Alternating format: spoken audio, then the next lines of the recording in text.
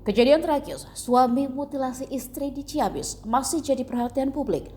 Kini terungkap fakta baru tentang motif Tarsum menghabisi nyawa istrinya, Yanti. Sebelumnya informasi berseliweran jika motif Tarsum melakukan perbuatan keji itu karena persoalan utang judi online sang anak.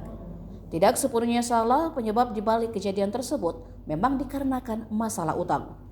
Dilansir dari Kompas TV, usai meminta keterangan Polres Ciamis dan warga serta keluarga korban, didapatkan fakta baru bahwa pemicu Tarsum memutilasi istrinya diduga karena stres terlilit utang piutang.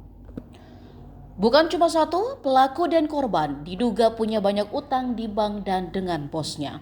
Akibat masalah utang dengan bos itulah yang membuat Tarsum semakin depresi. Selain karena utang, ada persoalan lain yang diduga jadi pemantik rasa emosi di diri Tarsum memuncak kepada istrinya. Keluarga menduga Tarsum memendam kekesalan kepada Yanti karena korban selalu memanjakan anak bungsunya. Selama ini korban memang dikenal sering mengalah melihat tingkah nakal sang putra, termasuk dengan selalu merebus sepeda motor yang digadaikan anak bungsunya. Disebutkan perilaku si anak yang masih duduk di bangku sekolah beberapa kali menjual dan menggadaikan sepeda motor kepada tetangga. Pelaku dan korban sering menebus gadaian motor sudah terjadi beberapa kali. Disitulah mungkin timbul emosional dari pelaku terhadap istrinya karena anaknya sering dimanja.